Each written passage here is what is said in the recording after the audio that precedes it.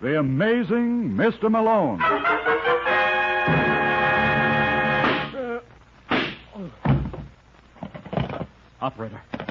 Operator, get me the office of John J. Malone.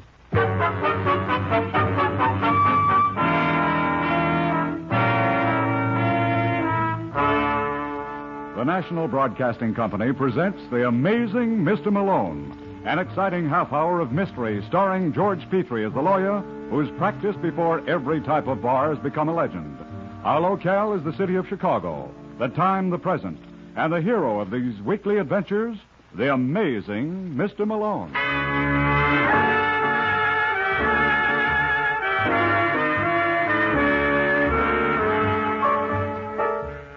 Malone's the name. John J. Malone, attorney and counselor at law. You know, it's often said that no visit to Chicago is complete without taking in the Field Museum, the stockyards, and yours truly.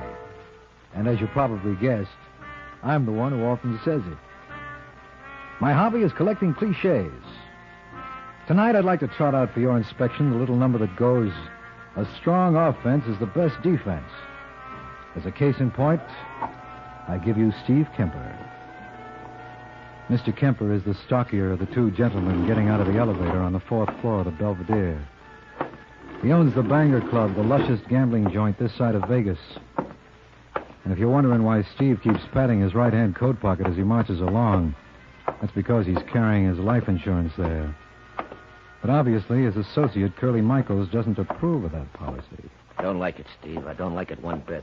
Then maybe you better wait downstairs, Curly. Oh, look, Steve, I didn't mean it that way. Well, I did. And suppose friend Willard gets tough. I only hope he does. Okay, I'll be down in the lobby. No, you better make it in the car. I may want to leave real fast. I got you. Who is it? Room service. Just a second. Hello, Willard. Wait a minute. I'm even willing to wait, too, but suppose I do it inside. Who the devil are you? Kemper's the name, Steve Kemper. Oh, I take it you've heard of me. who hasn't? I was in your joint a couple of weeks ago. It's a nice layout you got there. My daughter isn't bad either. Vicky. I don't follow you, Kemper. No, you didn't waste any time following her. Maybe the shoe's on the other foot. Maybe she's the one who did the chasing. You take that back. Easy, fella. You're going to stay away from Vicky, do you understand? Don't you think you're being a little melodramatic? That type of father went out with East Lynn. I'm warning you, Willard. You're warning me. Did it ever occur to you I might be in love with Vicky? Oh, don't make me laugh. What about your wife? Vicky knows all about Marcia. Does she know all about your other women? Frances Carson, Paula Lewis, Nora Stone? Shall I go on? You've been doing some research. Uh-huh. Look, Kemper, I know I'm no bargain, but neither's your daughter. What did you say? Did you ever do any checking there? Would have paid you. We're two of a kind, right out of the same deck. Maybe that's why she's got it from me. Oh, you dirty... No, you... Get go of that gun. Let go of it. Drop it. I'll kill you. Come on, Steve. Oh, you old goat. Oh. Come on, now, drop it. Only allow one chance for a customer. You want to play rough, huh? Well, two can play like that. And I got a hunch I'm a lot better at this game than you.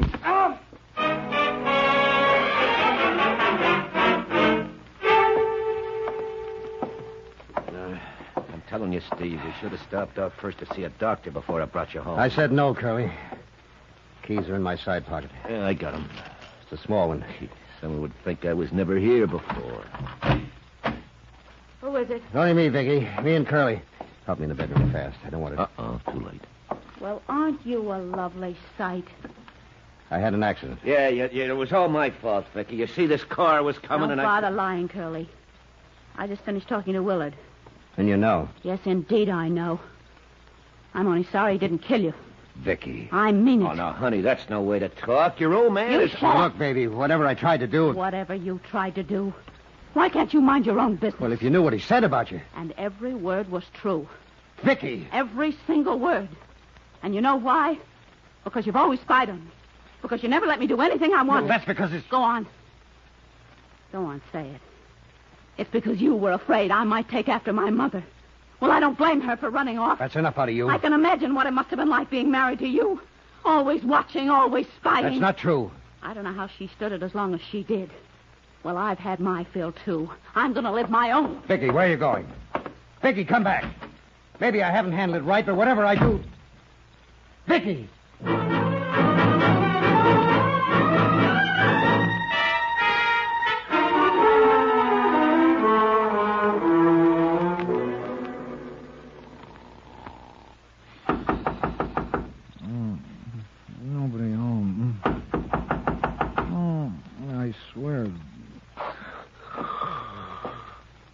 Okay, I'm coming.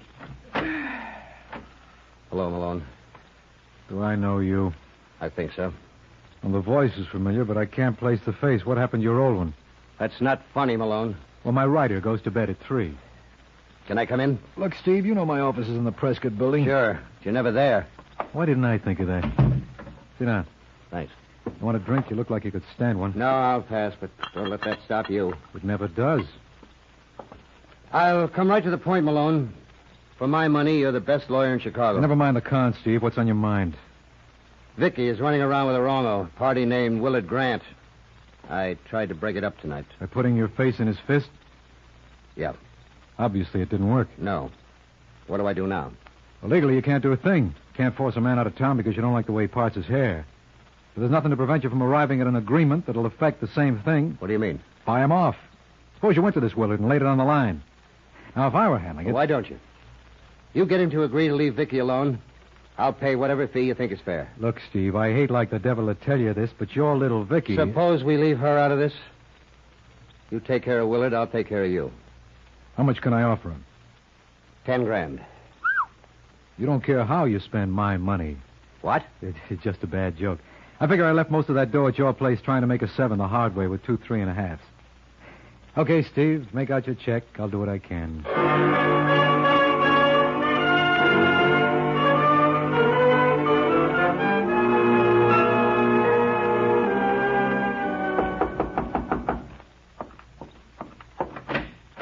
Yes? I beg your pardon. What for? You haven't done anything. Not yet. But I'm afraid I made a mistake. The desk clerk told me this was Willard Grant's room. Well, he must have known what he was talking about. Well, if you're the hotel chambermaid, I'm moving here myself. You'd be wasting your time. I'm staying at the Stockton, Mr. Malone, John J. Malone. Not the amazing. Ain't it awful? Well, this is a pleasure, Mr. Malone. I can't tell you how much... What's going on here? You've got company, Willard. Thought you were going, Marcia. I was on my way, darling, when I ran into this gentleman. It's been real charming, Miss Malone. Let's do it again sometime. You said the Stockton? I said the Stockton. And the name? Marcia Grant. Oh. Then you're his wife. Yes. But don't let that stop you. Lovely girl. I'm glad you approve. Just someone would think you two don't get along, Would they? if they judge by appearances. I think you'll gather my name is Malone. So? I'm a lawyer, Willard. I represent Steve Kemper. Get out. First, I'd like to show you something. Well, Aren't you impressed? One-way ticket to L.A. on the Super Chief and a check for $10,000. you know what you can do with it. Don't be a sap, friend. That's as high as Steve will go. You won't get any more through Vicky. How would you like a punch in the nose? How's that? What's the matter? Don't you think I can? Let me feel your muscle. Look, Malone. Yeah, I guess you could. Okay, Willard. Don't fret yourself. I'm practically on my way.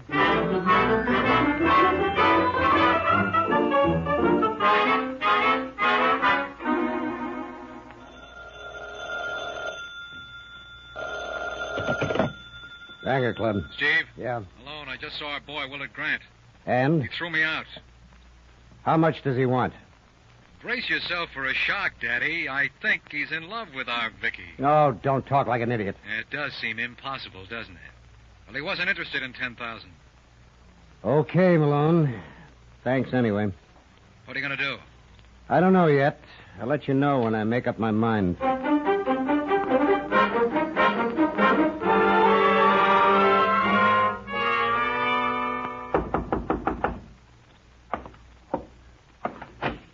Yeah? I wonder if I have the right party. Are you Willard Grant? Yes. Well, this is indeed a pleasure, Mr. Grant.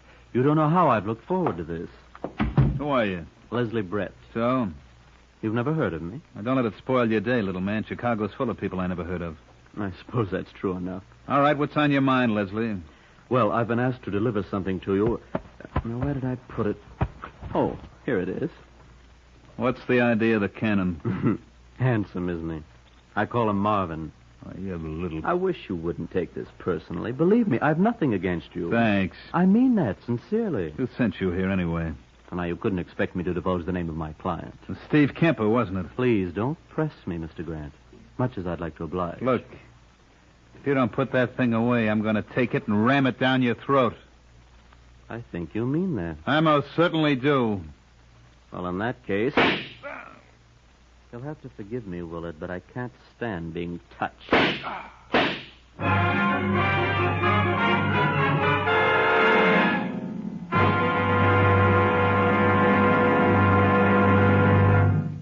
You're listening to The Amazing Mr. Malone. In years gone by, immigrant ships used to dock in New York filled with the people who had heard legends in the old country about opportunity to be found in America. Well, they soon found out that in America, as everywhere else, money and the things money can buy don't grow on trees. It's our American economic system which sets our standard of living. It's important for all of us to know just how this economic system of ours works as opposed to any other. So here's a thought for today. Why not do a little reading up on the workings of our economy? Go to your library and find a good, easy text and study it. You'll find it helps you to understand the important issues of the day. And now, back to the amazing Mr. Malone.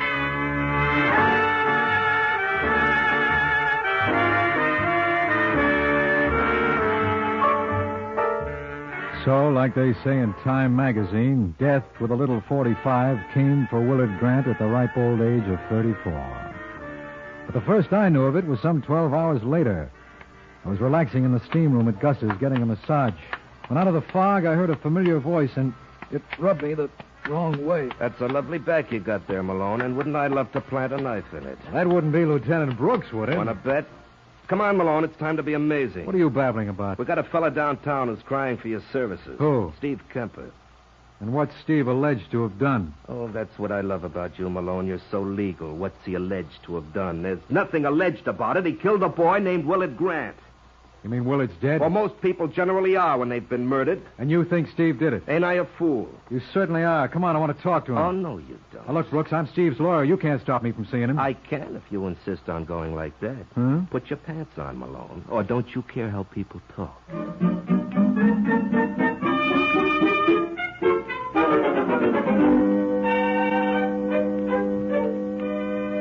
I tell you, Malone, I didn't kill Willard. You've got to believe that. Oh, I do, Steve. Lieutenant Brooks is the boy you got to convince. Go on, Steve. You want to try? I dare you. Oh, don't be a sap, Brooks. Where's his motive? Oh, you're joking, of course. Don't you think we know he sent you around to get rid of Willard and Steve made an attempt on Willard's life yesterday? Well, what time was Willard killed? At 3 this morning. 3 a.m.? Yeah. And that lets me out. Why, you got an alibi? Sure. I was at the club. 100 people must have seen me. So what? So what? How can one man be in two places at the same time? Well, who said he was, Malone? I didn't say Steve actually shot Willard. You didn't? No, I said he was responsible. He hired someone else to do the job. How do you know that? Well, a desk clerk told us that 5 minutes before the shooting, an odd-looking character asked for Willard Grant's room. Did the desk clerk also tell you that this odd-looking character was hired by Steve? Well, doesn't it figure? Not the way I had it, unless you take Steve for an awful jerk. No, I think he's a smart operator. Well, do you think a smart operator would pull so many boners? How do you suppose it would look to a jury? Well, you tell me. You're the lawyer. All right. They'd never believe that Steve had a fight with Willard, tried to gun him, buy him off, and arrange for his murder all in the space of 24 hours. It's too pat. Mm-hmm. Then you believe it's a frame. Don't you? I'll let you know after I think it over. Do that. Listen, Steve, who do you think might have framed you? Nobody. Well, how about your club manager, Curly Michaels? Oh, you out of your mind? Well, what happens to your club if anything happens to you? Goes to Vicky. Well, imagine, I almost forgot about her. What are you getting at? What was Vicky's reaction when she heard you had trouble with Willard? I didn't tell her about it. No, but Willard might have, and suppose he got so disgusted he packed her in. Oh, you're nuts. Well, we'll soon find out. You're not to bother Vicky, you understand? You underestimate my charm, Steve. Who says I'm going to bother her? Listen, Malone. Sorry, our time's up, right, Lieutenant? Right. And let me out. It's time I was amazing.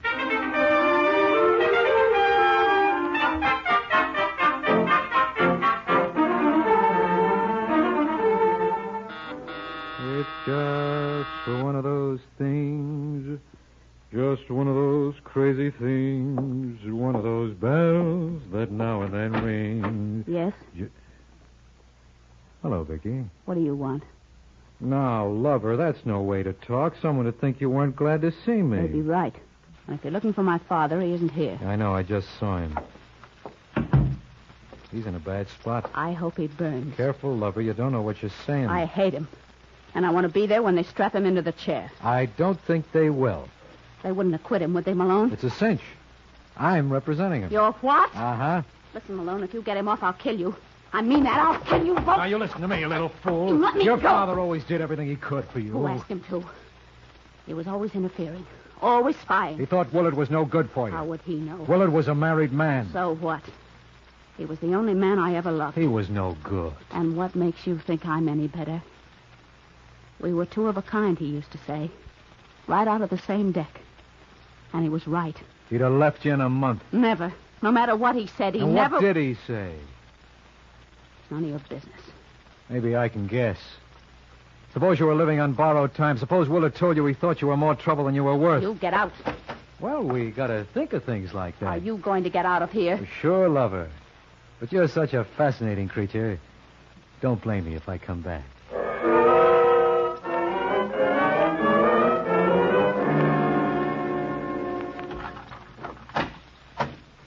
Well, it's about time, Mr. Malone. Huh? Have you any idea of how long I've been waiting? How did you get in? I used these. You're a bold one. All right. Shut the door, won't you? It'll be kind of stuffy. Worst comes to worst, I can always let a little air in through you with this. You know what I mean? Hey, that's real good. I thought so. Now what? Now, suppose you sit down over there. Over here? That's fine. You're probably wondering who I am.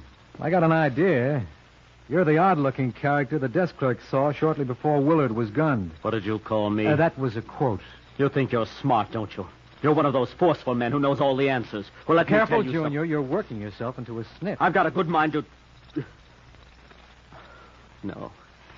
No, you're not going to make me angry.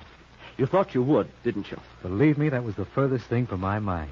Don't tell me you're scared of a little gun. Scared to death. They remind me of weddings. Very funny. Yeah, I guess not. Well, what can I do for you? Nothing, but you can do something for yourself. Such as? Such as giving up Steve Kemper as a client. Why should I do that? Because a friend of mine wants you to. You wouldn't consider telling me this friend's name. What do you think? Yeah, I think you wouldn't. And if I continue to represent Steve? I'll be back to see you again. Only next time, Marvin will do the talking for me. Marvin? Mm-hmm. My gun. Say, that's real cute. You and Marvin, the Bobbsey twins. You always go out together? You'll find out. Well, what do you say, Mr. Malone? What can I say? I'd be a fool to represent Steve after this. Thanks for dropping around, friend. I hope you won't go to the trouble again.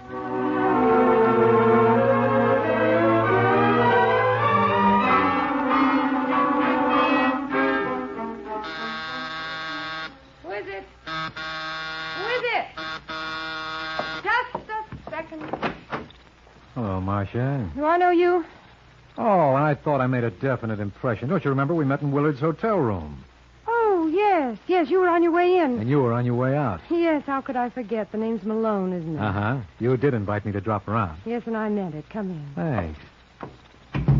Hey, this is quite a layout. I'd certainly hate to pick up the tab for this. Let me take your coat. Lover, you got it. Sit down. Don't mind if I do. Don't you think it's a little crowded for the two of us on this chair? You'll find the sofa a lot more comfortable. Okay, let's try. No, I mean by yourself. Oh, but I can sit by myself at home. Well, after all, Malone, you've got to consider my position. My poor husband is lying dead in the morgue. Yeah, you're really broken up about that, aren't you? What's your guess? I suppose you were upset when he said he was going to get a divorce and marry Vicky. Who told you that? Well, then he did plan to marry her. Never would have gone through with it. He was in love with her. It never would have lasted. Now, you saw to that. And what made you send Junior around to frighten me off? Who? The character who keeps company with Marvin. Are you out of your mind? No, but you must be if you thought that would do the trick. Get out. Say, what's wrong with me anyway? No one seems to want me around. First Willard, then Vicky, now you. Are you going to get out of here? Yeah, but it's lucky I know a police lieutenant who's crazy to have me around. That reminds me. I better check on him, too.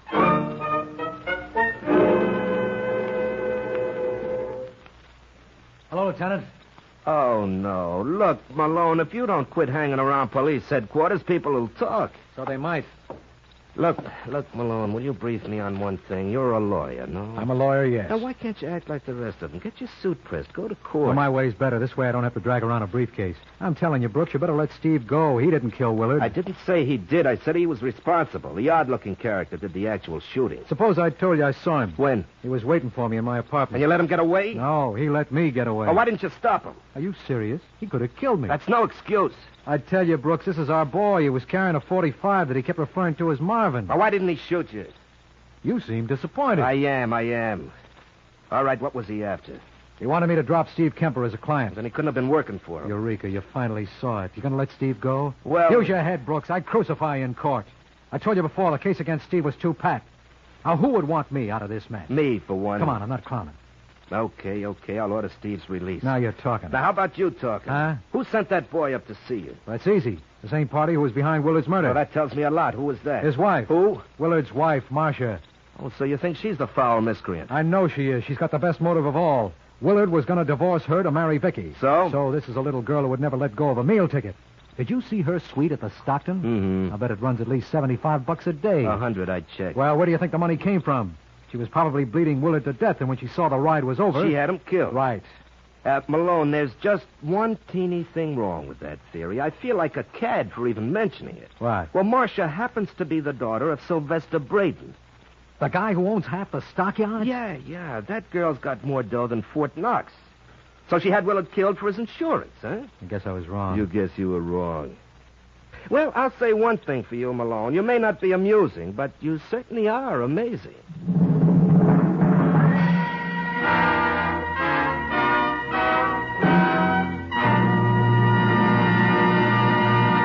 You're listening to The Amazing Mr. Malone. If you bought U.S. defense bonds 10 years ago, they'll mature this year. However, you don't have to redeem them and buy new bonds to continue getting your interest. Congress has just passed a law to extend the life of these same bonds you now hold for 10 years more. You can, of course, cash your bonds now, but think twice before you do. There's no surer, safer investment. I think that for yourself and for America, you'll want to keep your bonds and keep on buying them, too, because defense is everybody's job now, and there's no investment that helps your country more today. And now, back to the amazing Mr. Malone.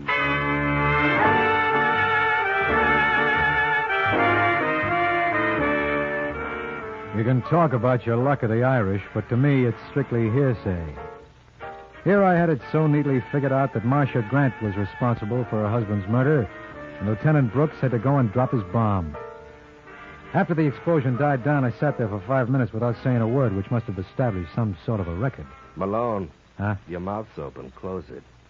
Listen, Lieutenant, I made a mistake. No. Okay, so I was wrong, but I see it all now. Oh, no. There's one character we've been overlooking in this little drama. All right, who? Curly Michael. Curly Michael? Yeah. But he works for Steve. That doesn't preclude extracurricular activities. He could have double-crossed him. But you heard Steve say if anything happened to him, the club went to his daughter. Well, you know, Vicky. How much effort do you think it would take to swindle her? Not much. Well, there you are. 5 will get you 10. Curly was the boy who sent that gunman around to scare me off.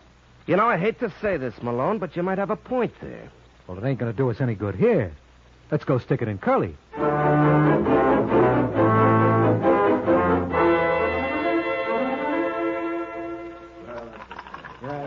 Your dice, mister. Is there any house limit here? Make it light on yourself. I'll shoot $5,000. You're faded. Hands coming out. Come on, dice. Be good to Papa. A little 4 and 3 will do it. What? Eight's the point. Eight's the point. I got 2 bits. It says he's right. Oh, hiya, Counselor. Hi, Curly. We want a word with you. We? You know Lieutenant Brooks. Sure he does.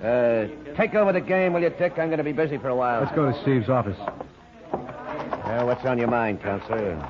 What's always on my mind? That ain't going to get Steve out. Well, haven't you heard, Curly? Steve's been released.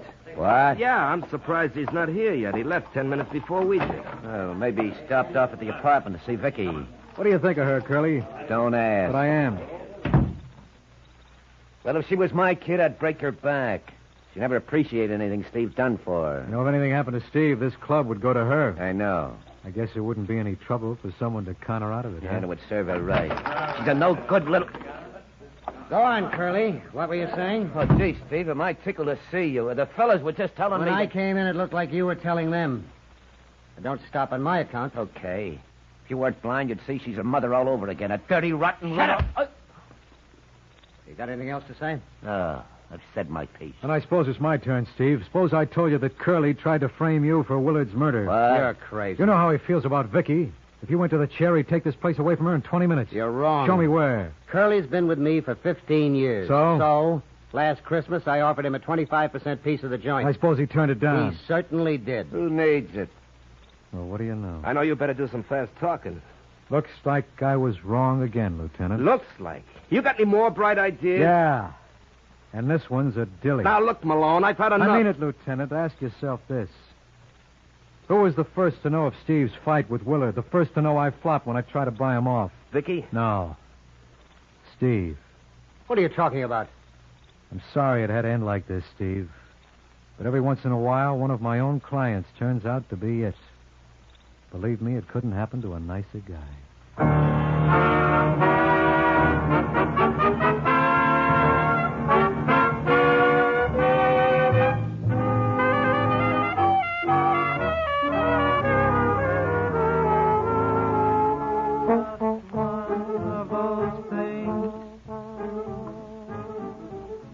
Just one of those crazy things. Say bing. One of those bells that now and then ring. Perry. Just one of those things. Mario. Oh, is something bothering you, Lieutenant? Yeah. Why I don't take off my shoe and club you to death with it. I said all along that Steve was the party behind Willard's murder. Why'd you let him go? Yeah. Why did I let... Who said the case was too pat? Well, it was. Sending that odd-looking character around to scare me off was a beautiful touch. It didn't seem possible that Steve was behind that. Was he? Of course, and that convinced us he was being framed. I still want to know why you bet on Steve. Well, it all came down to motivation, and Steve had the best motive of all. He was the one who really hated Willard. He thought he was bad for Vicky, so he got rid of him. Now, why didn't he kill Willard himself? He tried it once. You know how far he got. No, that hired gunzo was a much better bet.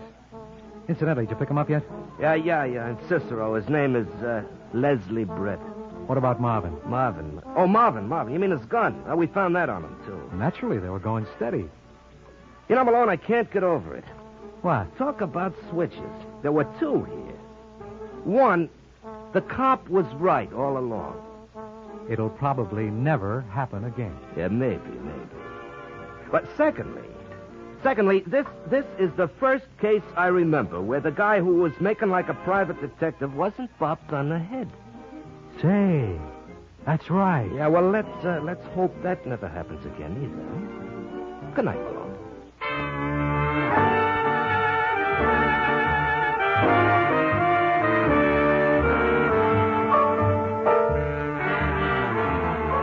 Ever hear the story of the incurable gambler? This boy would take a chance on anything. He found out murder was a bad bet. I'll tell you all about him next week, so why not pick me up in my office at the same time? I'll be waiting for you. Good night.